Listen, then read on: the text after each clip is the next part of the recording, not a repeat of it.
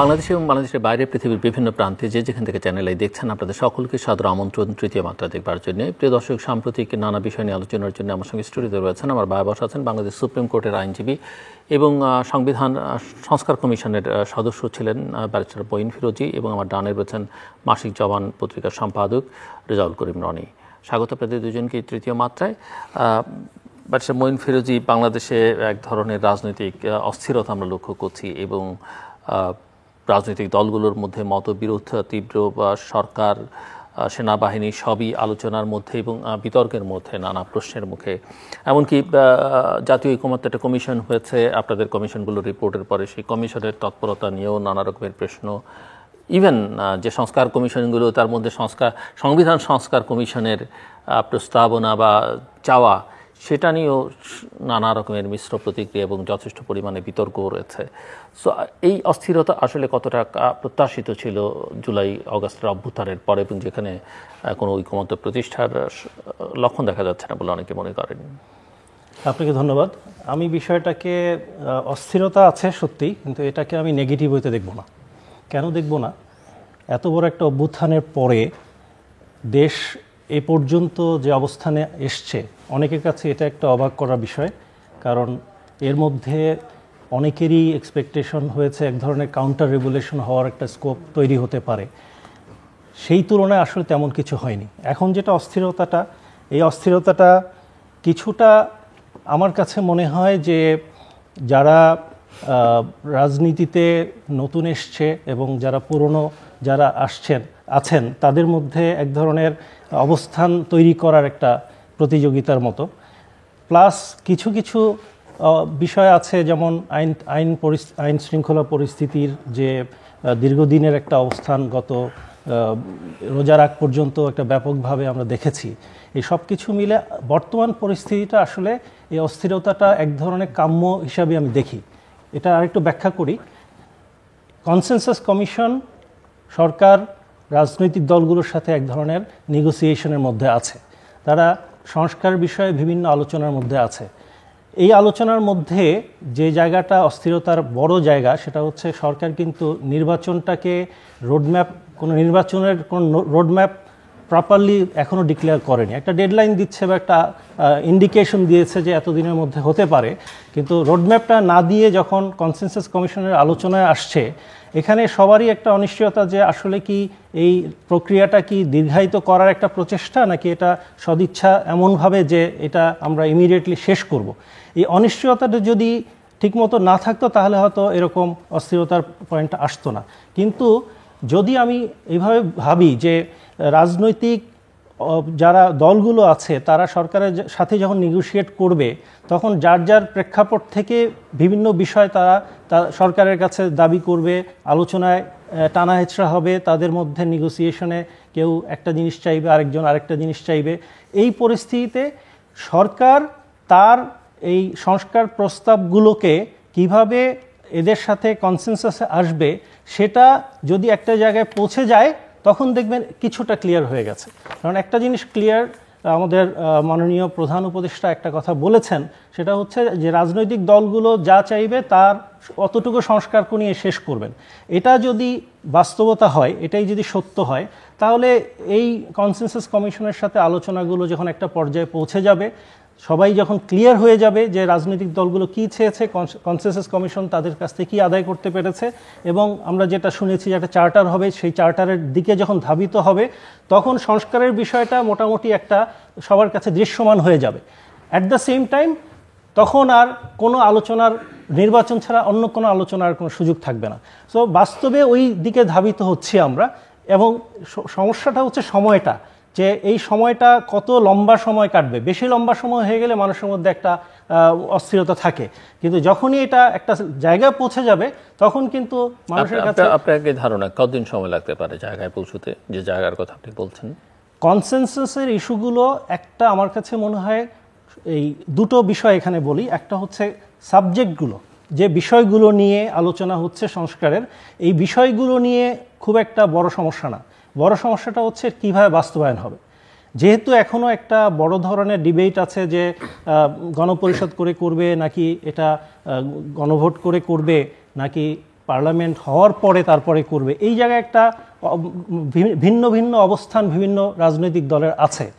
এই জায়গাটা যখন ঠিক হয়ে যাবে, যখন সবাই একটা জায়গায় পৌঁছে যাবে যে আদৌ কি সরকার গঠনের আগে এটা সম্ভব কিনা, যদি সম্ভব না হয়, প্রেক্ষাপটটা ওই দিকে দাঁড়ায়, তাহলে অবশ্যই নির্বাচন ছাড়া আর কোনো বিকল্প নেই। তো এই কনটেক্সটে আমার মনে হয় যে এই জায়গাটা একটা এমন একটা ইস্যু যেটার জন্য মাসের পর মাস এক্সারসাইজ করার দরকার নেই। সবাই যখন তাদের প্রস্তাবনাগুলো কনসেনসাস কমিশনের সামনে দেবে, তারা যখন বিষয়টা বিশ্লেষণ করে সব পার্টিকে বুঝিয়ে দেবে যে আপনাদের সবার থেকে বিবেচনা করে আমরা এটা রাইট পথ মনে করছি, দেন আমার মনে হয় ডিসেম্বর একটা পারফেক্ট সময় ইলেকশনের, যেটা প্রথম থেকে আলোচিত হচ্ছে। জি, আসছে এবার আপনার কাছে রেজাল্ট করিম রনি, চিন্তক হিসেবে কি মনে হয় আপনার কাছে যে কোন পরিস্থিতির মধ্যে বাংলাদেশ আছে? নানান জনের মধ্যে নানা ধরনের উদ্বেগ উৎকণ্ঠা আছে, কারো কারোর মধ্যে আশাবাদ আমরা লক্ষ্য করছি। হ্যাঁ, ধন্যবাদ। যে যেখান থেকে আমাদের শুনছেন সবাইকে আমার সালাম এবং শুভেচ্ছা। দেখেন, অভ্যুত্থানের পরে বাংলাদেশে এখন যে অবস্থার মধ্যে আছি এটা এতদিন পরে হওয়া উচিত না, কিন্তু এটা খুব একটা অস্বাভাবিকও না। এখন একটা কেওয়াটিক টাইম আছে আমাদের এখানে, কেওয়াস নানা দিক থেকে নানাজন তৈরি করতেছে। কিন্তু এর একটা মূল কারণ যদি আমরা দেখি, তাহলে আমরা দেখতে পারবো যে এখানে একটা মূল সমস্যা, আমরা সেটা কেউ হয়তো ওইভাবে অ্যাড্রেস করেছি, সেটা হলো ট্রাস্টের একটা প্রবলেম ঘটে গেছে ফ্রম ভেরি বিগিনিং। এখন ট্রাস্ট না থাকলে যেটা হয় সেটা হলো যে আপনি ধরেন যে যত ভালো ভালো কথাই বলেন, যত ভালো আপনার প্রস্তাবনাই আপনার সামনে আনেন না কেন, সেইটাতে আসলে পাবলিক মানে জনগণ আস্থা রাখতে পারে না, এবং জনগণ সেটাকে মনে করে না যে আসলে আপনি যেটা বলতেছেন সেটা আপনি করবেন, মানে সেটা আপনি মিন করেন। সো এখন এই ট্রাস্টটা আসলে কীভাবে ফেরায় আনা যায়, আমি বলতেছি যারা ক্ষমতায় আছে তাদের দিক থেকে ট্রাস্ট, এবং যে রাজনৈতিক সংগঠনগুলো আমাদের এখানে আছেন, সমস্ত রাজনৈতিক সংগঠনগুলোর সাথে নেতাকর্মীদের ট্রাস্ট না, জনগণের, যারা সেই দল করেন না তাদের ট্রাস্টের সম্পর্কটা, এইটা 54 বছরই খুব খারাপ অবস্থার মধ্যে আছে। মানে জনগণের সাথে রাজনৈতিক দলগুলোর, তাদের নেতাকর্মী সমর্থকের বাইরে ইন জেনারেল জনগণের সাথে সম্পর্ক, ওই ট্রাস্টের সম্পর্কটা আমাদের এখানে ডেভেলপ হয়নি। তো ট্রাস্টের সম্পর্কটা ফিরায় আনা খুব জরুরি, কারণ ট্রাস্টের সম্পর্কটা যদি আপনি, এটা এতটাই গুরুত্বপূর্ণ, কিন্তু ট্রাস্টের ব্যাপারটা কি, এটা খুবই একটা বিমূর্ত টার্ম, এটা খুবই একটা অ্যাবস্ট্রাক্ট টার্ম, যে আপনি আমাকে ট্রাস্ট করবেন কিসের ভিত্তিতে? আমি ভালো ভালো কথা বলি এটার ভিত্তিতে? নো, এটার ভিত্তিতে ট্রাস্ট হয় না। ট্রাস্ট জিনিসটা চোখে দেখা যায় না, এটা হলো সবচেয়ে একটা মজার ব্যাপার, এবং দ্য সেম টাইম সবচেয়ে আপনার কি বলে যে চ্যালেঞ্জিং ব্যাপার। এখানে ট্রাস্টের ব্যাপারটা তৈরি হয় তখনই যখন আপনি প্র্যাকটিক্যালি কোনো কিছু কইরা দেখান, প্র্যাকটিক্যালি আপনি যখন একটা ঘটনা ঘটান, বা যখন একটা কমিটমেন্ট, বা যখন আপনি যা বলেন তা করেন, করার মধ্যে মানে ট্রাস্ট ব্যাপারটা তৈরি হয় একটা মূর্ত, ভিজিবল, প্র্যাকটিক্যাল ঘটনার মধ্য দিয়ে। কিন্তু অ্যাজ এ মানে একটা কনসেপ্ট আকারে, অ্যাজ এন আইডিয়া, ট্রাস্ট ব্যাপারটা বিমূর্ত, এটা আপনি দেখাইতে পারবেন না। কিন্তু ট্রাস্ট তৈরি হয় একটা মূর্ত অ্যাকশনের মধ্য দিয়ে, মানে আপনি প্র্যাকটিক্যালি ব্যবহারিকভাবে যা করছেন সেটাই আপনাকে আপনার ব্যাপারে ট্রাস্ট তৈরি করবে জনগণের মধ্যে, এবং অন্যান্য মানুষের মধ্যে, এবং অন্যান্য অংশীদারদের মধ্যে, বা আপনার বিরোধী পক্ষের মধ্যেও। কিন্তু আপনাকে সেটা করতে হবে প্র্যাকটিক্যালি করে এই আপনার ইমাজিনেটিভ এবং বিমূর্ত ট্রাস্টটা, এটাই হলো আসলে একটা পলিটিক্যাল পার্টির ক্যাপিটাল, এটাই একটা পলিটিক্যাল পার্টির অর্জন। এবং আপনি কোন পলিটিক্যাল পার্টির কথা বলতে চান? আমি যে কোনো পলিটিক্যাল পার্টি, মানে পলিটিক্স বেসড অন ট্রাস্ট, যেই পলিটিক্যাল, যেখানে আমরা একটু প্র্যাকটিক্যালি এখন প্র্যাকটিক্যালি তাহলে যে ঘটনা ঘটে, তাহলে এই ট্রাস্টটা অর্জন হবে। ট্রাস্ট ব্যাপারটা বিমূর্ত, কিন্তু ট্রাস্টটা অর্জিত হয় মূর্তভাবে, এই সম্পর্কটা বুঝতে হবে, এই জন্য এত ব্যাখ্যা করতেছি। তাহলে এই যে প্র্যাকটিক্যাল অ্যাকশনটা, এই অ্যাকশনটা নেওয়ার ক্ষেত্রে আমরা দেখতে পাচ্ছি যে এখানে কিছু সমস্যা আছে। সেটা হলো এই সরকার এবং এই সরকারের সাথে অভ্যুত্থানের শক্তিকে কেন্দ্র করে একটা বিভাজন আমি দেখলাম। হ্যাঁ, এটা একটা অভ্যুত্থানের সম্মিলিত মতামতের সরকার আমরা ধরে নিলাম, বা প্র্যাকটিক্যালিও তাই। কিন্তু অ্যাকশনের বেলায় কার্যকর অর্থে বা কার্যত দেখা যাচ্ছে যে এই সরকারের আপনার কার্যক্রমের ব্যাপারে সমস্ত দলগুলোর স্বার্থ সমানভাবে রক্ষা হচ্ছে না, বা কোনো কোনো দল বা বড় দলগুলো মনে করছে যে তারা একটা বিশেষ দলের ফেভারে কাজ করছে, সরকার। তখন সেটা হয় কি, তখন আর এটা অভ্যুত, এবং এখন সরকারের নিরপেক্ষতা নিয়ে প্রশ্ন উঠছে যে আসলে এই সরকারের অধীনে একটি নিরপেক্ষ নির্বাচন করা সম্ভব কিনা। কিন্তু এই অবস্থাটা কেন গেল? কারণ হলো সরকারের দিক থেকে সরকার নিজেই অভ্যুত্থানের শক্তির একটা মনোপলি বাজারে চালু করছিল প্রথমে, শুধু ছাত্র নির্ভর একটা ব্যাখ্যা দেওয়ার চেষ্টা করা হয়েছিল, যেখানে আমরা বারবার বলছি এই অভ্যুত্থানের কর্তাসত্তা প্লুরাল। এখানে সমস্ত দল মতের মানুষ, আওয়ামী লীগ ছাড়া সবাই, নানা পেশাজীবীর মানুষ এখানে ঐক্যবদ্ধভাবে অংশগ্রহণ করেছে এবং হ্যাঁ অনেক ক্ষয়ক্ষতি প্রাণের বিনিময়ে এই বিজয় অর্জন হয়েছে। এবং এখানে আরেকটা ব্যাপার গুরুত্বপূর্ণ, সেখানে হলো আমরা একটা চক্রকে দেখতে পাচ্ছি ক্ষমতাকে কেন্দ্র করে এবং কিছু কিছু রাজনৈতিক দলকে কেন্দ্র করে।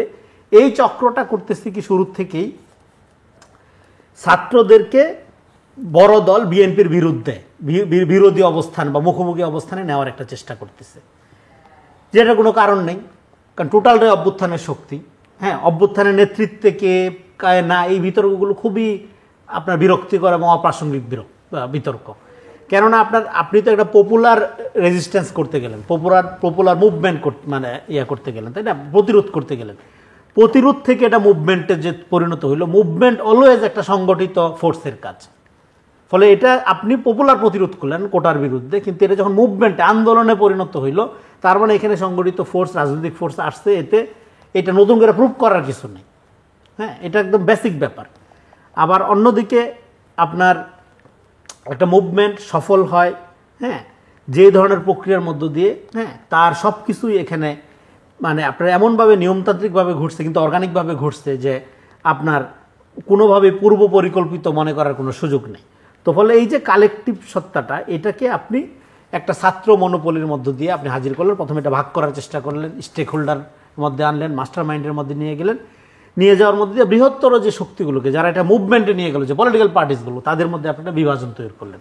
এইবার এই বিভাজন তৈরি করার মধ্যে দিয়ে কতগুলো ধরেন এই গুপ্ত বুদ্ধিজীবী টাইপের, কতগুলো ধরেন হ্যাঁ নানা ছদ্মবেশী বুদ্ধিজীবী টাইপের লোকজনগুলো, তারা এখানে একটা চক্রকে, হ্যাঁ, আপনার এই সরকারকে ছাত্র নির্ভর করার মধ্যে দিয়ে সরকারকে কনফিউজ করছে অ্যাট দ্য সেম টাইম, এবং বিএনপিকে তারা ছাত্রদেরকে বিএনপির মুখোমুখি দাঁড় করাইছে। এবং তারা এখানে এমন একটা ভারত বিরোধিতার রাজনীতি করতেছে, যেটা এন্ড অফ দ্য ডে ভারতকে সুবিধা দিবে। এটাকে আমি বলতেছি ভারত বিরোধী, আপনার ভারত বিরোধী ভারতীয় রাজনীতি, আওয়ামী বিরোধী আওয়ামী রাজনীতি তারা শুরু করছে। কারণ যেহেতু বাংলাদেশে আওয়ামী লীগ, ভারত এগুলোর ব্যাপারে 5 তারিখে একটা পপুলার গণঅভ্যুত্থানের মধ্যে একদিনের ফয়সালা হয়ে গেছে। ফলে যেহেতু আপনার এগুলোর আওয়ামীপন্থী ভারতপন্থী হয়ে কথা বলার সুযোগ নাই, ফলে আওয়ামীপন্থী এবার আওয়ামী লীগের এবং ভারতের স্বার্থ দেখবার একটা ক্রিয়েটিভ পদ্ধতি হইল আওয়ামী বিরোধী ভারত বিরোধিতার নামে দেখবার যে প্রক্রিয়াটা, এই যে গুপ্ত চক্রটা, এই চক্রটা একটা স্টেট, জনগণ, সরকার, ডিপ স্টেট, এই প্রক্রিয়াগুলোর মধ্যে এমনভাবে ফাংশন করতেছে যাতে করে আপনার জনগণের এই যে ট্রাস্টটা আপনার এই সরকারের প্রতি এবং রাজনৈতিক দলগুলোর প্রতি, হ্যাঁ, ফিরে আসার কথা ছিল অভ্যুত্থানের প্রতি, সেটা হচ্ছে না। এবং কোনো মিডিয়া এবং অনেক বড় বড় মিডিয়াগুলো এই চক্রটাকে ফ্যাসিলিটেট করতেছে নানাভাবে। তো বলে আমি মনে করি এখানে এই যে ব্যবসায়ী গ্রুপটা আছে, আওয়ামী বিরোধী আওয়ামী বা ভারত বিরোধী ভারতীয় রাজনীতির যে এজেন্ডা বাস্তবায়ন করার জন্য যে চক্রটি নামছে, সোশ্যাল মিডিয়াতে এদের নাম দাম নিয়ে কথা আমরা বলি, করি। তো আমি মনে করি জনগণ অনেক সচেতন, মানুষ অনেক আপনার রাজনৈতিকভাবে প্রজ্ঞাবান। এই চক্রটি এই ধরনের অস্থিরতা, এই ধরনের হুজুক, এই ধরনের পপুলিজম, হ্যাঁ, ইউটিউব ফেসবুক ব্যবহার করার মধ্যে দিয়ে তৈরি করে গোটা রাজনৈতিক পরিবেশকে এমনভাবে নষ্ট করতেছে। দেখেন, আপনি গণতান্ত্রিক উত্তরণের দিকে যাবেন ফ্যাসিবাদের পতনের পরে, সেখানে নির্বাচন নিয়ে কথা বলতে হবে কেন? নির্বাচন চাইতে হবে কেন? তারপর নির্বাচন ছাড়া যাবেন কিভাবে? নির্বাচন একটা স্বাভাবিক ব্যাপার, সেটা নিয়ে কথা বলতে হবে। সংস্কার না নির্বাচন আগে, এই যে বাইনারি গুলো করতেছে, এই বিভক্তিগুলো যেটা করতেছে বুদ্ধিজীবিতার নামে, এই গণবিরোধী বুদ্ধিজীবীরাই এই 54 বছরে বাংলাদেশে দেখেন তারা এস্টাবলিশমেন্টের পার্ট ছিল, তারা বিদেশি টাকা আনছে এবং সারাদিন সাম্রাজ্যবাদ বিরোধিতা করছে। ধন্যবাদ। বেশ, মইনফুরিজি আপনি শুনছিলেন, আমার মনে হয় এখান থেকে যদি আপনার কিছু বলবার থাকে। আর আমার আরেকটা প্রশ্ন, যে আপনাদের সংবিধান সংস্কার কমিশনের কার্যক্রম শেষ, বাট সুপারিশগুলো দিয়েছেন, জাতীয় ঐকমত্য কমিশন কাজ করেছে, বাট পলিটিক্যাল ডিসকোর্সের মধ্যে এখন যা দেখা যাচ্ছে তাতে কি মনে হচ্ছে যে আপনাদের যে সুপারিশ মালা তার কতখানি আসলে অ্যাকসেপ্টেবল হবে পলিটিক্যাল পার্টিগুলো? আমি জনগণ বলবো না, কারণ পার্টিগুলি শেষ পর্যন্ত জনগণের হয়ে সিদ্ধান্ত নেবার ক্ষমতা রাখে বা সেটা স্বাভাবিকভাবে তাদের উপরই বর্তায়। আপনার সুপারিশের প্রশ্নে যাওয়ার আগে রনি ভাইয়ের কয়েকটা প্রশ্ন নিয়ে আমি একটু কথা বলি। দেখুন, সরকার আমাদের স্বাভাবিক প্রক্রিয়াতে একটা রাজনৈতিক সরকার হয় কোনো কোনো ক্ষেত্রে যখন এ ধরনের অভ্যুত্থান হয় সেক্ষেত্রে একটা জাতীয় সরকার হতে পারে। এই দুটো সরকারের প্রক্রিয়াতে সাধারণত রাজনৈতিক দলগুলো একনিষ্ঠভাবে জড়িত থাকে। যখনই তারা রাজনৈতিক দলগুলো কোনো একটা প্রক্রিয়ার মধ্যে থাকে তখন তার একটা বিশাল জনগণের শক্তি তার সাথে থাকে, তার একটা রাজনৈতিক কাঠামো তার সাথে মুভ করে। বর্তমান সরকারের এই বর্তমান যে অন্তর্বর্তী সরকার আছে এদের কোনো রাজনৈতিক সংশ্লিষ্টতা নেই। এই রাজনৈতিক সংশ্লিষ্টতা না থাকায় বর্তমানের সরকারটা জেনারেলি আমরা যে কনসেপ্টের সাথে পরিচিত যে তত্ত্বাবধায়ক সরকারের মতো একটা আচরণ করার কথা। তত্ত্বাবধায়ক সরকার আমাদের সংবিধানে যেভাবে ছিল সেখানে তারা একটা নির্দিষ্ট ম্যান্ডেট নিয়ে আসার কথা, যে তারা নির্বাচন করে একটা রাজনৈতিক দলকে সরকার গঠনের সুযোগ করে দেবে। সেখানে একটা 3 মাসের সময় ছিল। কিন্তু আজকের সরকারটা এটা হয়ে গেছে একটা ইনডিফিনিট টাইমের সরকার, আবার রাজনৈতিক দলের সম্পৃক্ততা নেই। এরকম পরিস্থিতি আসলে ঘোলাটে করার সুযোগটা বেশি তৈরি হয়। এই সরকারের মূল দায়িত্ব ছিল একটা নির্বাচন দিয়ে একটা রাজনৈতিক সরকারের প্রতিষ্ঠা করা, কিন্তু একটা শব্দে কিন্তু এই পুরো সরকারের মেয়াদটা অন্য ধারায় চলে গেছে, সেটা হচ্ছে সংস্কার। এই সংস্কার শব্দটা যদি না আসতো তাহলে কিন্তু আমরা এক ধরনের তত্ত্বাবধায়কেরই রূপান্তর দেখতাম। এই সংস্কার শব্দটা আসায় যেটা হয়েছে যে আসলে সংস্কার যেভাবে আমরা বিশেষ করে কমিশনগুলো যেভাবে কাজ করেছি, আমরা যে এক্সপেকটেশন নিয়ে কাজ করেছি, এখন মনে হচ্ছে আসলে এইটাকেই এক ধরনের গুটি হিসাবে ব্যবহার করা হচ্ছে, যে কিভাবে প্রত্যেকটা রাজনৈতিক দলের সাথে বসে জিনিসটা ফয়সালা করাটা একটা নর্মাল একটা বিষয়। প্রত্যেকটা রাজনৈতিক দলকে আমাদের কমিশনের রিপোর্টগুলো দেয়া হয়েছে, তারা বসে যখন আলাপ করবে কনসেনসাস কমিশনের সাথে, স্বাভাবিক প্রক্রিয়াতে একটা খুব অল্প সময়ের মধ্যেই প্রক্রিয়াটা শেষ করা যায়। এটা এমন কোনো রকেট সায়েন্স না, এটার জন্য বিশাল রিসার্চ করতে হবে মাসের পর মাস, বছরের পর বছর। এবং একটা ছক করে দিয়েছে কনসেনসাস কমিশন, ওনারা তাদের ব্যাখ্যাগুলো দিয়েছে, এটা নিয়ে সামনে বসে দর কষাকষি করে একটা জায়গায় আসবে। তার উপরে কনসেনসাস কমিশনের যে ম্যান্ডেটটা, তারা কিন্তু বলেনি যে আমরা সংস্কার করে যাবই, এমনও না। তারাও বলেছে রাজনৈতিক দল চাইলে শুধু সংস্কারটা আমরা করব। সেক্ষেত্রে দেখা যাচ্ছে যে আসলে সংস্কার যতটুকু প্রয়োজন বা যেভাবে করা উচিত ওইটুকু করেই কিন্তু নির্বাচনের দিকে যাওয়ার কথা ছিল। কিন্তু সামহাও আমরা দেখছি একটা এই সরকারের যেহেতু এলিমেন্টসটা ক্লিয়ার না, আমি একটু জিনিসটাকে এভাবে ব্যাখ্যা করি। আসলে সরকারটা কে বর্তমানে সরকার কি ক্যাবিনেটটা? সরকার কি চিফ অ্যাডভাইজার একা? নাকি সরকারের সাথে প্যারালাল আরও কিছু উইং, লাইক এক ধরনের পাবলিক পারসেপশন যে সেনাবাহিনীর একটা সেপারেট ভূমিকা এখানে চলে আসে। বিভিন্ন মিডিয়া প্রেশার গ্রুপ সরকারের হয়ে কাজ করছে, সরকারের বিপক্ষে হয়ে কাজ করছে। এটা সরকারটা একটা জগাখিচুড়ির অবস্থা। তো এই জায়গাতে আসলে যারা সরকার চালাচ্ছেন বলে আমরা প্রতীয়মান হচ্ছে আমাদের কাছে, তাদের এই জিনিসটা একটা খুব ক্লিয়ার স্টেটমেন্ট থাকা উচিত। আমি এক্সপেক্ট করব যে মাননীয় প্রধান উপদেষ্টা উনি পাবলিক একটা অ্যাড্রেস করে উনি পুরো জিনিসটাকে ক্লিয়ার করুক যে আমরা যে ওয়েতে শুরু করেছিলাম, যে আমরা একটা রোডম্যাপ দিয়েছিলাম যে আমরা সংস্কার করব, তারপরে নির্বাচন দিয়ে চলে যাব। এখন যে পাবলিক পারসেপশন তৈরি হয়েছে যে আসলে সরকার কিছুই করছে না, সরকার আইন শৃঙ্খলা পরিস্থিতি সামলাতে পারছে না, সংস্কার কি করবে, কতদিনে করবে, নির্বাচন কবে দিবে, এই পুরো জিনিসটা একটা ধোঁয়াশার মধ্যে চলে এসছে।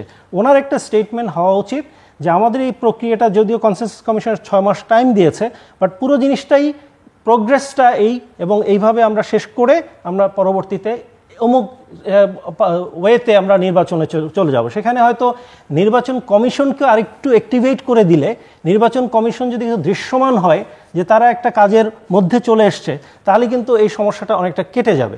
এখন সংস্কারের বিষয়ে যেটা আপনি প্রশ্ন তুললেন, যে আমি মনে করি যে আসলে বিএনপি তাদের প্রস্তাবনাগুলো দিয়েছে এবং ক্লিয়ার স্টেটমেন্ট এসছে। আমি বিএনপিকে এই কারণে ধন্যবাদ জানাই যে এই প্রক্রিয়াটাতে ওনারা চলমান রেখেছে। ওনারা বলতে পারতেন যে না, আমরা এই সংস্কারের বিষয়টা আমরা নিজেরাই করব, সরকার গঠন হওয়ার পরে করব। ওনারা কিন্তু তা করেননি। ওনারা কিন্তু পুরোপুরি এই সংস্কার কমিশনের সাথে বা এই কনসেনসাস কমিশনের সাথে কোঅপারেট করেছে এবং তারা কিন্তু এই প্রক্রিয়াতে প্রথমে আমাদের সংবিধান সংস্কার কমিশনে ওনারা প্রায় ৬২টা রেকমেন্ডেশন লিখিত দিয়েছিল।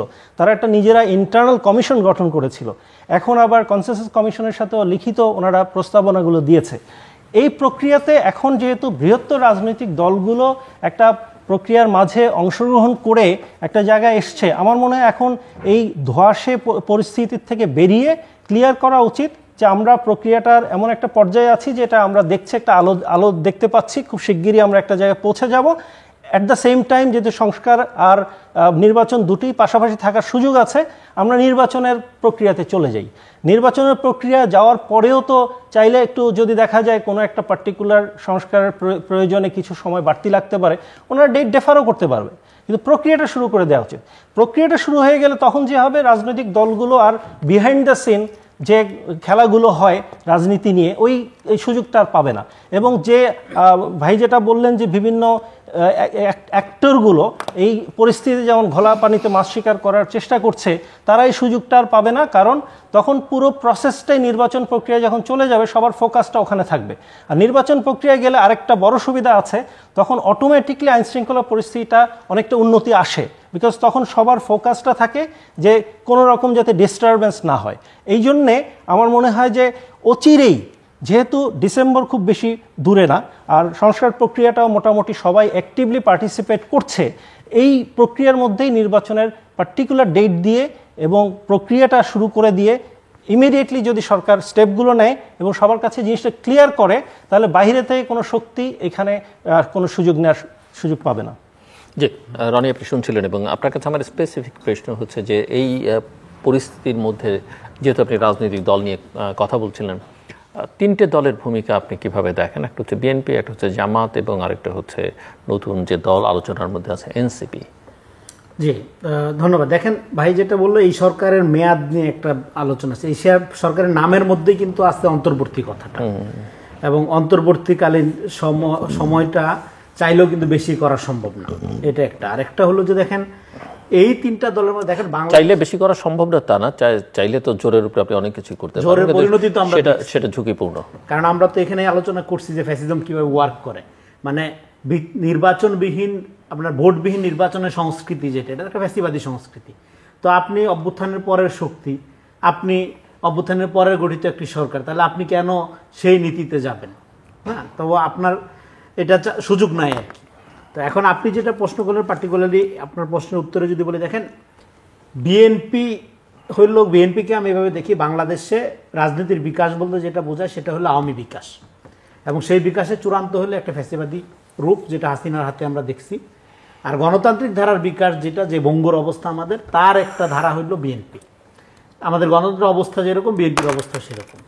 তো ফলে আমাদের এই যে মধ্যপন্থার যে রাজনীতিটা, এখানে এতদিন হাসিনার মডেলটা কি ছিল? পলিটিক্সের মডেলটা ছিল হলো পলিটিক্যাল ট্রুথ, যেটা মিথ্যার চেয়ে ভয়ঙ্কর। মানে রাজনীতির প্রয়োজনে সে একটা সত্য হাজির করে নিত। হ্যাঁ, বাথরুমের দরজা দিয়ে ধরেন চিঠি ফেলায় সে ভাষা আন্দোলন করে ফেলছে, এই ধরনের ধরেন ফ্যাব্রিকেটেড মিথ্যা ফ্যাক্টস বেস ট্রুথ সে তৈরি করতে, যেটাকে আমরা বলতেছি পলিটিক্যাল ট্রুথ। অন্যদিকে আপনি যদি ধরেন বিএনপি বলতে, তো বিএনপি তো একটা বড় দল। ধরেন আমি যদি পার্টিকুলার সাপোজ ধরেন তারেক রহমানের ব্যাপারটাই কথা বলি, ধরেন এই 10% খাম্বা হাবিজাবি তার চরিত্র নিয়ে কত ধরনের প্রোপাগান্ডার মধ্যে আমরা ছিলাম না 15-16টা বছর ধরে। এখন দেখা যাচ্ছে যে এগুলো কোনো কিছুর সাথেই তার সম্পর্ক নাই। আন্তর্জাতিকভাবে খ্যাতিসম্পন্ন যারা আপনার ইনভেস্টিগেটিভ জার্নালিস্ট, তাদেরকে দায়িত্ব দেওয়া হয়েছিল এই দুর্নীতি, তার এগুলো ব্যাপারে তথ্য উদ্ঘাটন। তারা বলতেছে যে না, আমরা এতদিন আপনার তদন্ত করে বিভিন্ন তথ্য ঘেটে আমরা কোনো কিছু তো পাচ্ছি না। তো পরে দেখা গেল যে আপনার কাজী সাহেদের নাম আসলো, যে এই যে খাম্বার যে ব্যাপারটা বলা হয়, কিন্তু এর পুরা আপনার ডিসক্রেডিটটা ক্যারি করতে হয়েছে তারেক রহমানকে পুরাটা সময় ধরে। এবং এই যে সংঘবদ্ধ একটা মিডিয়া ক্যাম্পেইনিং ধরেন তার বিরুদ্ধে চলছে, কিন্তু সে একবারও বলে নাই আমি নির্দোষ, আমি কিন্তু এগুলো করি নাই। এই যে মিথ্যা আপনার বিরুদ্ধে ধরেন প্রচন্ড মিথ্যার একটা ধরেন সাম্রাজ্য গড়ে তোলা হইলো, কিন্তু তার বিরুদ্ধে আপনি একটা কথাও বললেন না, নিজেকে ডিফেন্ড করার চেষ্টা করলেন না। এইটার একটা রাজনীতি আছে, এবং এই রাজনীতির একটা সময় লাগে, কিন্তু এটা উইন করে। এটা আমরা এখন দেখি। এখন আমি দেখতেছি, কালকে প্রচুর কার্ড দেখলাম আমি, মানে সোশ্যাল মিডিয়াতে নিউজ দেখলাম, যেখানে আপনার এই জিনিসগুলো আলোচনা করা হচ্ছে, বলা হচ্ছে যে হ্যাঁ, যে তাহলে তো আপনার এই আপনার 10% বা ইলেকট্রিক খাম্বার যে ব্যাপারগুলো, এগুলো তো এরকম ছিল। হ্যাঁ, অমুক গ্রুপ জড়িত ছিল, কাজী সাহেব, মরহুম কাজী সাহেবের নাম আসতেছে, তাহলে এতদিন যে তারেক রহমানকে কেন্দ্র করে এটা হলো, তাহলে তার একটা মিথ্যা প্রপাগান্ডা ছিল। কিন্তু এই মিথ্যা প্রপাগান্ডার পক্ষে কিন্তু অনেক জনমতায়ন তৈরি করা ছিল। ফলে এটাকে আমি বলতেছি আপনার পলিটিক্স অফ ট্রুথ, সত্যের রাজনীতি। এবং মধ্যপন্থার রাজনীতি এবং বাংলাদেশ নির্মাণের রাজনীতি হইতে হবে সত্যের রাজনীতি, ট্রান্সপারেন্ট, স্বচ্ছ হইতে হবে। আপনার যেটা গাফিলতি বা খামতি, আপনার যেটা অপূর্ণতা, আপনার যেটা অযোগ্যতা, আপনি পাবলিকলি বলেন যে ভাই এটা আমার অযোগ্যতা, আমি এটা করতে পারিনি। হ্যাঁ, আপনি সব কিছুতেই যোগ্য, আপনি সব কিছুতেই সেরা, আপনি সব ভালো করছেন, এই জিনিস বলার দরকার নেই, মানুষ বুঝে। এবং জনগণকে বোকা মনে না করা।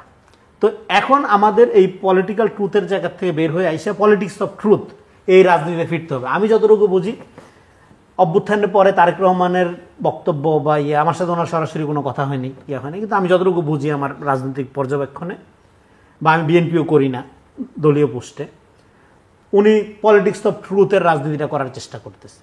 ইভেন আপনার শেখ হাসিনার পতনের পরে খালেদা জিয়া একবারও আলোচনায় শেখ হাসিনার নামটা পর্যন্ত নেননি। তার দ্বারা সে কী পরিমাণ নির্যাতিত হয়েছে, কারণ এটা দরকার নেই। কারণ এটার এই মিথ্যার রাজনীতিটা এবং এই পলিটিক্যাল ট্রুথ বানানো সত্যের রাজনীতিটা চলে না। আপনার এই জন্য একটা পলিটিক্স অফ ট্রুথের রাজনীতি করতে হবে, ট্রান্সপারেন্ট রাজনীতি করতে হবে। এইবার এই ট্রান্সপারেন্ট রাজনীতির ক্ষেত্রে বিএনপির ক্ষেত্রে আরেকটা কথা বলবো, বিএনপি দল হিসাবে খুবই ভালো, কিন্তু অনেক খারাপ মানুষ এই দল করে, অনেক খারাপ মানুষ করে। কারণ হলো নানা রকম মতাদর্শের লোকের মধ্যে আছে, কিন্তু দল হিসাবে খুবই ভালো, মধ্যপন্থার দল। এবং আমরা যেটা বলছি, বাংলাদেশের রাজনীতি বিকাশ হবে কোন পথে? মতাদর্শ থাকবে সমাজে, রাষ্ট্র হবে ভ্যালু বেসড। এবার ভ্যালু বেসড রাষ্ট্র আপনি করবেন কিভাবে? আপনি করবেন পার্সন উইথ ভ্যালুস, যে লোকটা ভ্যালু ধারণ করে তারে সামনে রেখে রাজনীতি করবেন। চোর বাটপাড়ার একটা ক্লাব করলে তার সেটা রাজনীতি হবে না। কিন্তু বিএনপি দল হিসাবে খুবই ভালো, অনেক ডেডিকেটেড লোক আছে, অনেক অনেস্ট লোক আছে, আবার অনেক খারাপ লোকও আছে। ফলে বিএনপির জন্য এটা একটা চ্যালেঞ্জ যে আপনি এই যে ভ্যালু বেসড রাজনীতি করার জন্য পার্সন উইথ ভ্যালুসকে আপনি সামনে আনতে পারতেছেন কিনা, এটা আনতে পারলে আপনার ট্রাস্ট তৈরি হবে। এবার অন্য দলগুলো সংক্ষেপে বলি, খুবই সংক্ষেপে। এবার জামাতের ক্ষেত্রে প্রবলেম হলো, জামাত রাজনীতিতে যদি 2 কদম আগায় 4 কদম পিছায়। কারণ হলো জামাতের ব্যাপারে, জামাতের ডিসিপ্লিন ভালো, সবকিছু ভালো, কিন্তু যেই ধরনের ক্যাডার ভিত্তিক রাজনীতি জামাত করে, অভ্যুত্থানের পরে মনে হয় না জেনজি জেনারেশন এই ধরনের ক্যাডার ভিত্তিক রাজনীতি দেখতে চায়। ফলে জামাতের বিকাশ, জামাতের যেই স্ট্রাকচার আছে তাতে কতখানি হবে আগামীতে, এটা নিয়ে আমার সন্দেহ আছে। আর এনসিপি হইলো, ধরেন এনসিপি হইলো একটা, এনসিপি যদি শুধু বিএনপির রাজনীতিটাই করে, মানে বাংলাদেশ তো মধ্যপন্থা রাজনীতি করতে হবে, কারণ গ্লোবাল হিসাব টিসাব সবকিছু মিলায়া। তো ফলে এনসিপি আমি মনে করি রাইটলি একটা মধ্যপন্থার রাজনীতি করে। এবং এনসিপি যদি শুধু বিএনপির রাজনীতিটাই কইরা যায়, এবং বিএনপি যে জায়গায় ফেল করতেছে সেই জায়গায় সে যদি শুধু আপনার ধরেন যে অ্যাচিভ করার চেষ্টা করে ফেলারটা, তার রাজনীতি দাঁড়ায় যাবে, তার আর কিচ্ছু করার দরকার নেই। কারণ বাংলাদেশের উন্নয়নের মডেল, একটা সভারেন স্টেট আকারে দাঁড়ানোর মডেল, এটা জিয়া রহমানের মডেল। এবং জিয়া রহমান লোকটা যে সৎ ছিল এটা তার শত্রুরাও বলবে, তার গুণমুগ্ধদের বলার দরকার নেই। তো ফলে আপনাকে ওই জায়গায় প্রথমত পার্সোনাল অনেস্টি, ইন্টিগ্রিটি এবং ট্রান্সপারেন্সি, এই জায়গাটা আপনি যদি এনশিওর করতে পারেন একটা পার্টির মধ্যে। হ্যাঁ, এখন ধরেন আপনার পার্টির শেষ কথা আপনি বলেছেন, কিন্তু লক্ষণ আছে তাদের মধ্যে। সে আমি তো আশা করব অভ্যুত্থানের পরে আপনার রাজনীতি করে একটা রাজনীতি দল গঠন করেছেন, ওয়েলকাম। তো কিন্তু আপনাকে তো সেই রাজনীতিটা করতে পারতে হবে। সেই রাজনীতিটা করতে যদি না পারেন, তাহলে আপনি নতুন বন্দোবস্ত, নতুন কথা এগুলো বলে লাভ নেই। হ্যাঁ, আপনাকে বাংলাদেশের রাজনীতির বিকাশ হবে কোন পথে সেটা আমি বলার চেষ্টা করলাম। বিকাশ হবে পলিটিক্স অফ ট্রুথ, সত্যের রাজনীতিটা করতে হবে। পলিটিক্যাল ট্রুথ বানানো দরকার নেই, বয়ান বানানোর দরকার নেই। এবং রাজনৈতিক নেতারা যখন বয়ান বানায়, সেটা অলওয়েজ তার রাজনীতিকে আপনার ধরেন যে প্রমোট করার জন্য মিথ্যা বয়ানই বানায়। ফলে এই ধরনের নন পার্টিজান লোকজন যে কথাগুলো বলবেন, হ্যাঁ, এবং পার্সোনাল অনেস্টি যাদের আছে, তাদের দিক থেকে আমাদের শুনতে হবে তারা কি বলেন। হ্যাঁ, ব্যারিস্টার মহির, আমি একটু আপনার কাছ থেকে জাস্ট বুঝতে চাইব, অনেকগুলো কমিশন হয়েছে এবং আপনি নিজে একজন আইনজীবী, সুপ্রিম কোর্টে প্র্যাকটিস করেন। সামগ্রিকভাবে একটা দেশের গণতান্ত্রিক ব্যবস্থাকে এগিয়ে নিতে, শক্তিশালী করতে বা শক্ত ভিতের উপরে দাঁড় করিয়ে রাখতে জুডিশিয়ারির একটা খুবই গুরুত্বপূর্ণ ভূমিকা আছে। কি অবস্থা? মানে আমি বলছি যে জুডিশিয়ারির নিয়েও একটা সংস্কার কমিশন হয়েছে, তারাও রিপোর্ট দিয়েছেন, নিশ্চয়ই আপনারা সেগুলো দেখেছেন। এবং সব মিলিয়ে আজকের বাস্তবতায় কোন জায়গায় দাঁড়িয়ে আছে জুডিশিয়ারি এবং কতটা আশাবাদী হতে পারি আমরা? এটা কিছুটা আত্মসমালোচনার মতো করে আমি আলোচনাটা করি। নির্বাচন রিলেটেড বা পুলিশ রিলেটেড এই কমিশনগুলোর সংস্কার ইভেন পার্লামেন্টের আগেও এই সরকারই করতে পারে, কারণ কিছু আইন পরিবর্তন করলে, ব্যক্তিদের কিছু প্র্যাকটিস পরিবর্তন করলেই সংস্কার করা যায়। সংবিধানের ক্ষেত্রে পার্লামেন্ট একটা গুরুত্বপূর্ণ জায়গা, কিন্তু জুডিশিয়ারি এমন একটা জায়গা, এটা মানুষের মনের জায়গা। জুডিশিয়ারির পরিবর্তন করতে গেলে আপনি রাতারাতি পরিবর্তন করার কোনো সুযোগ নেই। কেন নেই? বিগত বছরগুলোতে আওয়ামী সরকার জুডিশিয়ারিকে যেভাবে ব্যবহার করেছে, বলা হয় যে জুডিশিয়ারির ঘাড়ে বন্দুক রেখে অনেক বড় বড় কাজ করা হয়েছে এবং সেটা করতে গিয়ে যেটা হয়েছে একদম টপ থেকে শেষ পর্যন্ত প্রত্যেকটা সেক্টরে দলীয়করণ শুধু না, তাদেরকে মানসিকভাবে নৈতিকভাবে করাপ্ট করে দেওয়া হয়েছে। ফিনান্সিয়াল করাপশনটা তো কিছু কিছু ক্ষেত্রে আমি এটা বাদই দিলাম, ওটা পাবলিকলি সবাই জানে কি অবস্থা, অনেক ক্ষেত্রেই ফিনান্সিয়াল করাপশনও ছিল, কিন্তু নৈতিক করাপশনটার বাইরে খুব কম লোক আছে যারা জুডিশিয়ারির সাথে এর বাইরে ছিল।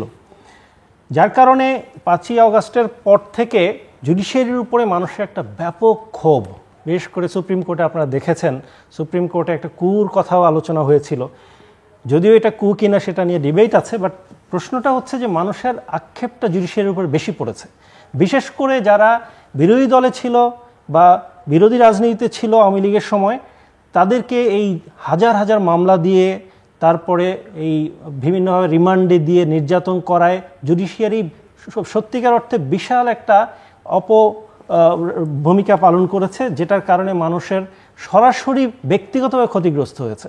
বহু লোক নিঃস্ব হয়ে গেছে, বহু লোককে মাসের পর মাস জেল দিয়ে, এক একটা লোককে 150-200 মামলা দিয়ে এই জেলায় সেই জেলায় দিয়ে মানে তার জীবনটা দুর্বিষহ করে ফেলেছে। এই জায়গা থেকে জুডিশিয়ারি বের করে আনার জন্যে আমরা যেটা মনে করি যে এটা খুব সহসা চেঞ্জ করার সুযোগ নেই। প্রথমত এখানে ব্যক্তি কিছু পরিবর্তন লাগবে, যেসব বিশেষ করে জুডিশিয়ারি মানে তো আমরা জাজকে শুধু মিন করি, আসলে জুডিশিয়ারি তো শুধু জাজ না, এটা একটা সিস্টেম। এই সিস্টেমে বিশেষ করে জাজদের মধ্যে যারা সরাসরি এ ধরনের ফিনান্সিয়াল করাপশন, পলিটিক্যাল করাপশন, এই ধরনের যাদের সরাসরি ইনভলভমেন্ট সবাই জানে, বিশেষ করে যারা কোর্ট পাড়াতে থাকেন তারা জানে যে কোন জাজের কি অবস্থা। এই লোকগুলোকে খুব সহসা সরিয়ে দেওয়ার দরকার ছিল, কিন্তু এই সরকার সেই সুযোগটা নিতে পারেনি। অনেক জাজকেই তার অবস্থান ম্যাক্সিমামতে ট্রান্সফার করেছে। তারপরে বেশ কিছু প্র্যাকটিস আছে, যে প্র্যাকটিসগুলো যদি দীর্ঘমেয়াদী পরিকল্পনা নিয়ে পরিবর্তন না করা হয়, তাহলে আলটিমেটলি ওই কিছুদিন পরে দেখা যাবে যে আসলে সবাই গা সওয়া হয়ে যাবে। সো জুডিশিয়ারির জায়গাটাকে পরিবর্তন করার জন্য কমিশনের যে রেকমেন্ডেশন আছে, শর্ট টার্ম, মিডল টার্ম এবং লং টার্ম, এগুলো প্রত্যেককে পলিটিক্যাল আইডিওলজি বাদ দিয়ে, তার পলিটিক্যাল চিন্তা বাদ দিয়ে তাকে সঠিকভাবে এই জায়গাটা করতে হবে। বিকজ জুডিশিয়ারি একটা শেষ আশ্রয়ের জায়গা মানুষের, এই জায়গাটাকে যদি আমরা ঠিক করতে পারি অনেক কিছু সহজ হয়ে যাবে। আরেকটা বিষয় হচ্ছে যে আপনার বর্তমান চিফ জাস্টিস যিনি আছেন, আমি দেখেছি যে উনি যে প্রোগ্রেসিভলি অনেকগুলো স্টেপস নিয়েছেন, বেশ কিছু রোড ম্যাপ দিয়েছেন। এই জুডিশিয়ারির মধ্যে যদি এরকম লিডারশিপ থাকে, তাকে সরকার ব্যবহার করা উচিত, যে সরকার পরিকল্পিতভাবে এই কমিশনের শুধু রেকমেন্ডেশন না, প্র্যাকটিক্যাল অনেক বিষয় আছে। যেমন ছোট্ট একটা উদাহরণ দিই, আমরা যখন মামলা পরিচালনা করার জন্য যাই, একটা মামলা লিস্টে আনার জন্যে আমাদের বেঞ্চে বা সেরেস্তাদারকে পয়সা না দিলে এটা হয় না। এটা একটা মানে দিবালোকের মতো পরিষ্কার সত্য। যতই আমি বলি না কেন যে আমি পয়সা ছাড়া করব, দেখা যায় আমার মাসের পর মাস মামলার লিস্টে আসবে না। সো এই প্র্যাকটিসগুলো মানসিকভাবে আমরা করাপ্ট হয়ে যাওয়ার কারণে হয়েছে। আমরা ধরিয়ে নিয়েছি, আচ্ছা ঠিক আছে 500 টাকা দিয়ে দাও, আমরা আমার ক্লার্ককে বলি আচ্ছা হচ্ছে না, ঠিক আছে 500 টাকা দিয়ে দাও।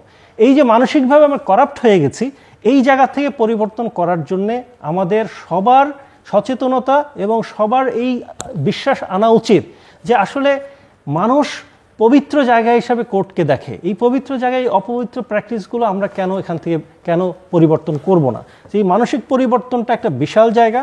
আরেকটা জায়গা হচ্ছে যে আপনার যেসব প্র্যাকটিসগুলো, যেসব আইনগুলো এই অবস্থানটাকে ধরে রাখার জন্য সহযোগিতা করেছে, সেই জায়গায় অ্যাড্রেস করা। একটা অলরেডি কাজ হয়েছে, যেমন হাইকোর্টে অ্যাপয়েন্টমেন্ট, জাজদের অ্যাপয়েন্টমেন্টের ক্ষেত্রে একটা কমিশন হয়েছে। সেই কমিশনের মাধ্যমে আমি দেখেছি অলরেডি তাদের ইন্টারনাল প্রক্রিয়া সম্পর্কে আমার কিছু আইডিয়া আছে। তারা অলরেডি ভালো ভালো মানুষকে খোঁজার চেষ্টা করছে এবং তাদের অনেক কিছু যাচাই বাছাই করার প্রক্রিয়াতে আছে। আমরা আশা করছি এটার একটা পজিটিভ রেজাল্ট পাবো। বাট এই সুফলটা পেতে গেলে হয়তো আমাদের দীর্ঘদিন ওয়েট করতে হবে। বিশেষ করে সুপ্রিম কোর্টে যারা জাজ একবার নিয়োগ হলে তাদেরকে তো সহজে বের করা যায় না। একদম A to Z সবার মধ্যেই যেহেতু বিভিন্ন অবস্থানে তাদের মানসিক পরিবর্তন হয়ে গেছে, এটা থেকে ফিরিয়ে আনার জন্যে ব্যাপকভাবে কাজ করতে হবে। সচেতনতার কাজ এবং আইন নিয়ে শুধু কাজ না, এটা নিয়ে কথা বলা, মানুষের মধ্যে আচরণগত পরিবর্তন আনা, এই অনেক কিছু কাজ না করলে এই জায়গা থেকে বেরোতে পারবো না। রনি, আপনি কিছু যোগ করবেন বা এই জায়গায়? তো এখানে আমি খুবই গুরুত্বপূর্ণ পয়েন্ট যেটা দেখেন, আমরা লম্বা সময় ধরে এমন একটা অবস্থার মধ্যে ছিলাম যাতে ফ্যাসিবাদের একটা সামাজিকীকরণ হয়েছে। এটা শুধুমাত্র রাষ্ট্র, রাজনীতি, পুলিশ, বন্দুকের ব্যাপার না, এটা মানুষের চরিত্রের মধ্যেও একটা প্রভাব বিস্তার করেছে। এই জন্য বিখ্যাত লেখক ফ্রান্সিস ফুকুয়ামা একটা কথা বলছিল, সেটা হলো যে আপনার culture is a matter of ethical habit. আপনি আজকে যে এই ধরনের আচরণ দেখেন চারদিকে, হ্যাঁ, এই যে আওয়ামী বিরোধী আওয়ামী লীগের একটা বের হচ্ছে, হ্যাঁ, এই যে আপনার বলতেছি যে আপনার ভারত বিরোধী একটা বড় বড় ভারতীয় বের হচ্ছে, এগুলো কেন? কারণ হইলো এই যে লম্বা সময় ধরে যে একটা কালচারাল প্র্যাকটিস, এটা তার হ্যাবিটে পরিণত হয়েছে, এটা তার স্বভাবে পরিণত হয়েছে। এই জায়গার থেকে আপনি যদি ধরেন, হ্যাঁ, এই জন্য আমরা বলি বাংলাদেশে আপনার আওয়ামী লীগের মডেলটা আপনি বের করবেন। আওয়ামী লীগের বিরুদ্ধে যে এত কথা বলেন আপনারা, কিন্তু আপনার ঘুরে ফিরে তারপর দেখা যাচ্ছে আপনি আওয়ামী মডেলেই রাজনীতি শুরু করছেন, আপনিও ঘুষ বাণিজ্য করছেন, আপনিও পদবি, টাকা পয়সা বা আত্মীয় স্বজন দেখে নিয়োগ দিচ্ছেন, হ্যাঁ, যোগ্য লোকটাকে আপনি জায়গা দিচ্ছেন না। তারপরে হলো আপনি মনে করতেছেন আচ্ছা ঠিক আছে, হ্যাঁ, ছলে বলে কৌশলে একটা জায়গা দখল করতে হবে, এখানে সমস্ত নিজেদের এলাকার লোক, নিজেদের কোম্পানির লোক, নিজেদের বংশের লোক দিয়ে সেই জায়গাটা দখল করতে হবে। এইটা তো আওয়ামী মডেল। তো আমি বলতেছি বাংলাদেশের টোটাল প্রক্রিয়ার মধ্যে যে আওয়ামী মডেলটা আছে, এটা আপনি যে নামেই চর্চা করেন না কেন, আপনি তো রাজনীতি থেকে বের হয়ে যাইতে, মানে বের হতে পারতেছেন না, আপনার তো প্রোগ্রেস হচ্ছে না। তো এই প্রোগ্রেসটার জন্য আমাদের আসলে আপনি দেখেন গণতন্ত্রের জন্য তো গণতান্ত্রিক কালচারও আপনার লাগবে। আপনি আগাগোড়া একটা ফ্যাসিস্টিক এবং স্বৈরাচারী সংস্কৃতির মধ্যে থেকে এবং মানুষের মানসিকতার মধ্যে এই অবস্থা রেখে, হ্যাঁ, একটা গণতান্ত্রিক দেশের কথা শুধু বললেই হবে না। এবং আপনার এই যে ভাই ঠিকই বললো যে পদায়ন একটা প্রক্রিয়া, হ্যাঁ, আপনাকে সরাই আমাকে নিয়োগ দিল, কিন্তু এই যে পুরা সিস্টেমের মধ্যে যে অবস্থানটা, হ্যাঁ, এই যে আপনার আত্মীয় প্রজাতন্ত্র, হ্যাঁ, এটার মধ্য দিয়ে তো আপনি যদি আমি যে ফাংশন করতে একই জিনিস হবে। তো এই জন্য আমাদের একটা কাঠামোগত পরিবর্তন লাগবে। সেইটার জন্য আমি মনে করি সংস্কারটা ঠিক অ্যাপ্রোপ্রিয়েট না। আমাদের পলিটিক্যাল কালচার একটা পুনর্গঠন প্রক্রিয়ার মধ্যে আমাদের ঢুকতে হবে, এবং সেই পুনর্গঠন প্রক্রিয়াটা শুরু হবে ফ্রম দ্য রুট, মানে একটা পলিটিক্যাল প্রসেসের ব্যাপার। সেটা ক্ষমতার ব্যাপার না, সেটা অন্তর্বর্তীকালীন সরকারের ব্যাপার না। এই জিনিসটা আমাদের বুঝতে পারতে হবে। এখন সরকার যদি মনে করে এখন এই সরকার ক্ষমতায় আছে, এটা মনে করলে খুবই ভুল করা হবে। এই সরকার একটা পার্টিকুলার দায়িত্বে আছে, এবং সেই দায়িত্বটা সে তখন পালন করতে পারবে যখন সে সবার ট্রাস্ট অর্জন করতে পারবে, সবাই তার সেবা নিতে ইচ্ছুক। ধরেন আপনি দান করতে চান, আমি যদি না নিতে চাই, আপনি দিতে পারবেন? জোর করে তো দিতে পারবেন না। তো আপনি ফ্যাসিলিটেটর, হ্যাঁ, আপনি এখন ফ্যাসিলিটি দিবেন আমাকে। আমি যদি না নেই, আমি যদি আপনাকে ট্রাস্ট না করি, বিশ্বাস না করি যে আপনার কাছে আমার স্বার্থ অক্ষুণ্ণ থাকবে, স্বার্থ ক্ষুণ্ণ হবে না, তাহলে তো আমি আপনার কাছ থেকে সেবা নিব না। তো এই জন্য রাজনৈতিক দলগুলো এখন যে, আমি মনে করি এখন যে অবস্থাটা চলতেছে, এটা খুব বেশি যে অনভিপ্রেত এবং খুব বেশি অস্বাভাবিক তা না, এটা স্বাভাবিক, অভ্যুত্থানের পরে এরকম হয়। কিন্তু আমাদের এখানে যেটা হচ্ছে, ক্ষমতাটা এমন কতগুলো জায়গায় আপনার ঘোরাফেরা করতেছে যাদের সাথে জনগণের কোনো সম্পর্ক নাই, এবং যারা জনকল্যাণের বা ধরেন জনগণের ব্যাপারে, যেমন যে লোকগুলো ধরেন বিশাল 5 স্টার হোটেলে, হ্যাঁ, আপনার হাসিনার আমলে ইনসাফ পার্টি খুলে বসলো, হ্যাঁ, ইনসাফ কায়েম করার জন্য 5 স্টার হোটেলে চলে গেল, তারা এসে বলতেছে এইবার অভ্যুত্থানের, হ্যাঁ, এই করতে হবে, সেই করতে হবে, গাছতলা বাসতলায় শপথ নিতে হবে, অমুকরে সরাইতে হবে, তমুকরে ভাঙতে হবে, হ্যাঁ। 54 বছরে যার কোনো অবদান নাই, যে সমস্ত যার বা যাদের, তারা হুট করে আছে সবচেয়ে বড় বিপ্লবী, হ্যাঁ।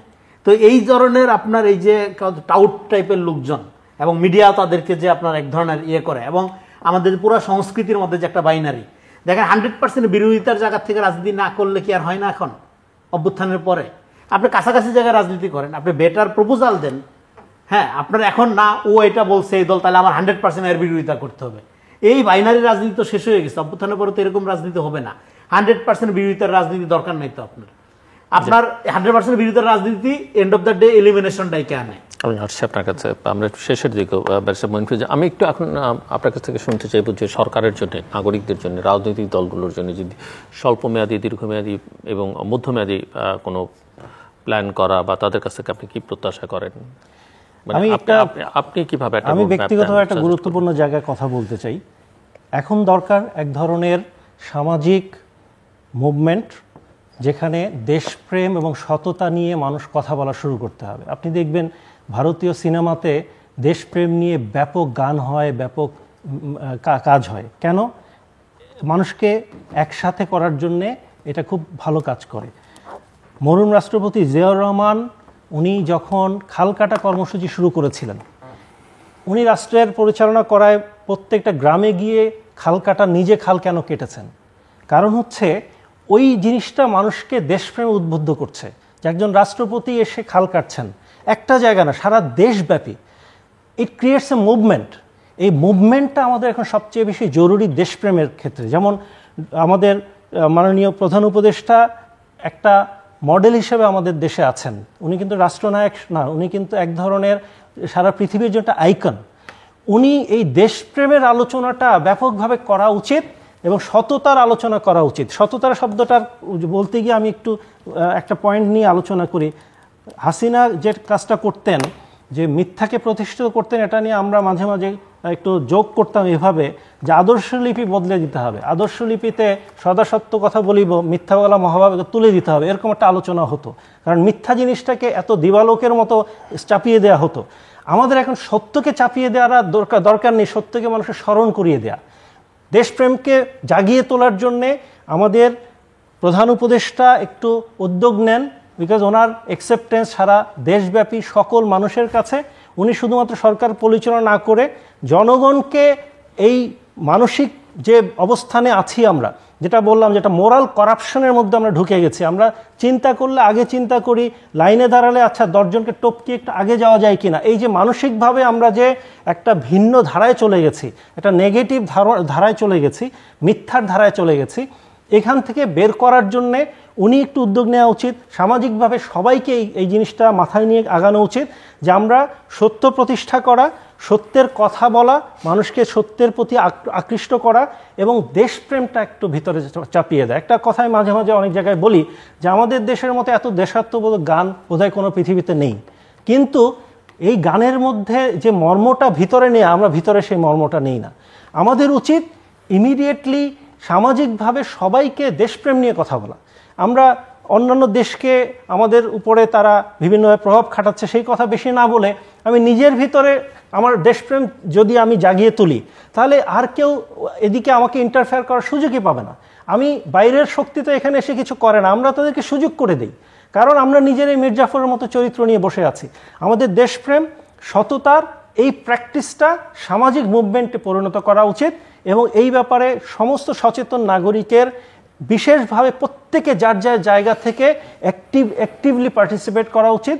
এবং আমি মনে করি এই ইন্টারিম গভর্নমেন্টের প্রধান হিসাবে মাননীয় প্রধান উপদেষ্টা উনি ব্যক্তিগতভাবে মানুষকে আরও সম্পৃক্ত করুক, যে আমি শুধু নির্বাচন দিয়ে সংস্কার করে যাব না, আমি মানসিক সংস্কার করব, কারণ মানসিক সংস্কারটা আমাদের সবচেয়ে বেশি প্রয়োজন এখন। ধন্যবাদ। জি, রেজাল্ট করমনি। হ্যাঁ, এটা শেষের দিকে আমি দেখেন সাউথ আফ্রিকাতে নেলসন ম্যান্ডেলা যে উদাহরণটা রেখেছিল সারা দুনিয়ার সামনে, মানবতার সামনে, হ্যাঁ মানব সভ্যতার সামনে, আমি মনে করি ভাই ঠিকই বলছেন, ডক্টর মোহাম্মদ ইউনূস একটা গ্লোবাল পোস্টার বয়। উনি যখন কথা বলেন দেখবেন উনি কিন্তু বাংলাদেশ, ইন্ডিয়া, পাকিস্তান এরকম না, একটা গ্লোবাল ভিশন নিয়ে কথা বলেন। তো এরকম লোক দুনিয়াতেই কম। হয়তো ওনার অনেক ত্রুটি আছে রাষ্ট্রচালনা, পরিচালনা, এগুলোর ক্ষেত্রে আমরা অনেক সমালোচনা করি, কিন্তু ওনার আপনার গিফট টু দ্য ওয়ার্ল্ড, হ্যাঁ ওনার যে কারেজ, সেটা তো খুবই অ্যাপ্রিসিয়েটেবল। তো সেই দিক থেকে ম্যান্ডেলা যেরকম ট্রুথ অ্যান্ড রিকনসিলিয়েশন একটা প্রক্রিয়া ইন্ট্রোডিউস করার মধ্য দিয়ে একটা ঐতিহাসিক কাজ করেছেন, সেটা শুধু যে যারা বঞ্চিত, যারা অত্যাচারিত, হ্যাঁ এবং যারা মজলুম তাদের জন্যই করেছেন তা না, যারা অত্যাচার করেন, জালেম, তাদেরও কিন্তু মানসিকতা চেঞ্জ করার একটা প্রক্রিয়া শুরু হইতে পারে। মানে ধরেন বাংলাদেশে আওয়ামী লীগকে, আওয়ামী লীগ তো আমাদের ইন্টিমেট এনিমি, এগুলো তো আমাদেরই খালাতো ভাই, মামাতো ভাইয়ের শ্বশুর, তাই না? আপনি তো ইলিমিনেশন রাজনীতি করতে পারবেন না চাইলেও, ফলে আপনাকে তো একটা হিলিং প্রসেস লাগবে। এদিক থেকে মামলা, হত্যায় আপনি জর্জরিত, এদিক থেকে সে পলাতক, তো ফলে এই ট্রমাটিক কন্ডিশনের মধ্যে তো আসলে ন্যাশন বিল্ডিং হয় না।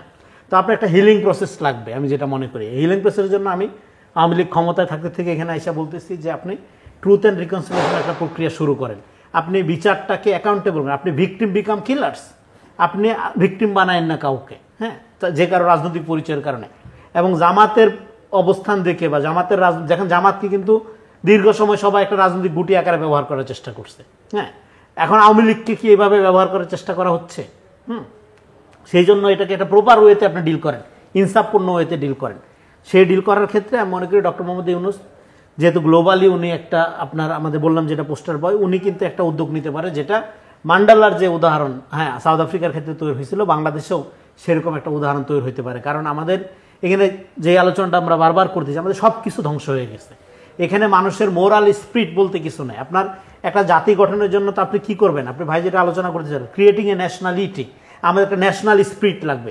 আপনি ন্যাশনাল স্পিরিটটি আমরা আবিষ্কার করতে পারতেছি না, আমরা যে যার স্টেক নিয়ে ঝগড়া করতেছি। তো ন্যাশনাল স্পিরিট আবিষ্কার করার জন্য আমরা বারবার জিয়া রহমানের কাছে ফেরত যাচ্ছি।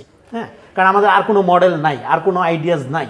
এবং যেটা বারবার বলতেছিলাম যে এই যে, এবং বিএনপি অন্য দল সমস্ত দলেরই কিন্তু একটা চ্যালেঞ্জ হাজির হয়েছে, কে কত ভালোভাবে জিয়া রহমানের স্পিরিটটাকে, জিয়া রহমান ব্যক্তি আকারে না, তার ন্যাশনাল যে প্রজেকশন, ক্রিয়েটিং এ ন্যাশনালিটি, এটাকে কে কতটা ক্যাপচার করতে পারে, কে কতটা কাজে লাগাইয়া তার রাজনীতিকে বিকাশ করতে পারে।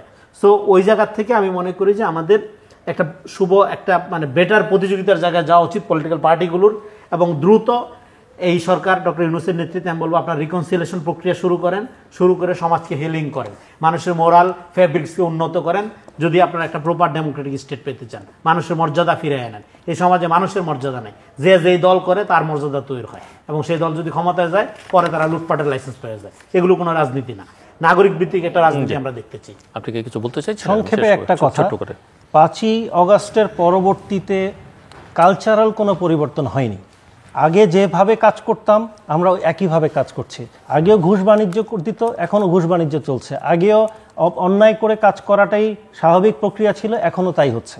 এই জায়গা থেকে বের হওয়ার জন্যই আমি যেটা বললাম যে আমাদের পলিটিক্যাল চেঞ্জ সেটা যেমন বাঞ্ছনীয়, অ্যাট দ্য সেম টাইম সমস্ত জনগণকে তার মানসিক পরিবর্তন করার জন্যে যে প্রক্রিয়াতে নেওয়া উচিত, এই সরকারের সেই সুযোগটা আছে, এই সুযোগটা কাজে লাগানো উচিত।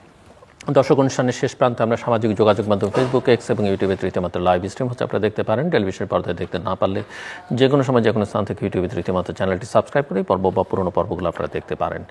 মিস্টার রেজাউল করিম রনি এবং ব্যারিস্টার মঈন ফিরোজ, অসংখ্য ধন্যবাদ এই আলোচনা অংশ নেওয়ার জন্য। দর্শক, আমার অতিথিরা নানা বিষয় নিয়ে কথা বলছিলেন, রাজনৈতিক দলগুলোর চুলচেরা বিশ্লেষণ করা হচ্ছিল, সংস্কার কমিশনগুলো কী ধরনের প্রতিবেদন দিল সেগুলো নিয়ে আমরা কথা বলেছি। আমরা ঐকমত্য কমিশন কী করছে, সরকার কতটা নিরপেক্ষ, সবই আলোচনা হচ্ছে। কিন্তু মূল যেটা অতিথিরা বলবার চেষ্টা করেছেন সেটা হচ্ছে যে এই ছাত্র জনতার অভ্যুত্থানের পরে, অর্থাৎ 5 অগাস্টের পরেও কিন্তু আমাদের মনোজগতে কোনো পরিবর্তন আসেনি, কালচারালি আমরা কোনো পরিবর্তন আনতে পারিনি। সেই জায়গায় ওনারা মনে করেন যে সংস্কার নিয়ে যেসব কথাবার্তা হচ্ছে সেগুলো তো বটেই, আমাদের মনোজগতে এক ধরনের সংস্কার দরকার এবং সেই প্রক্রিয়াটা শুরু করা দরকার, এবং এটা করবার ক্ষেত্রে প্রফেসর মোহাম্মদ ইউনূস অন্তর্বর্তীকালীন সরকারের প্রধান, তিনি একটা বিশেষ ভূমিকা রাখতে পারেন, এবং এক ধরনের সামাজিক আন্দোলন দরকার। এই যে সততা, দেশপ্রেম, এগুলো জাগিয়ে তুলবার, অন্যের বিরোধিতা করবার চাইতে আমার নিজের মধ্যে যে পরিবর্তনগুলো আনা দরকার ভেতর থেকে, সেটা করা দরকার, এবং একই সঙ্গে ট্রুথ এবং রিকনসিলিয়েশন, বিশেষ করে রিকনসিলিয়েশনের একটা উদ্যোগও নেওয়া দরকার। এটা আমার এক অতিথি আলোচনার শেষ প্রান্তে সে বলছিলেন। আমরা আশা করব যে, এবং দুজনই মোটামুটিভাবে মনে করেন যে নির্বাচন আসলে চাওয়ার, এরকম একটা পরিবর্তনের পর নির্বাচন চাইতে হবে কেন, নির্বাচনটা যারা দায়িত্বে আছেন তারা নির্বাচনের ব্যবস্থা করবেন, এবং যত দ্রুত তার সঙ্গে একটা ভালো নির্বাচনের ব্যবস্থা করবেন, সেটা দেশের জন্য এবং সবার জন্য কল্যাণকর হবে। আমাদের সঙ্গে থাকবার জন্য অসংখ্য ধন্যবাদ, আপনাদের সবার জন্য শুভকামনা।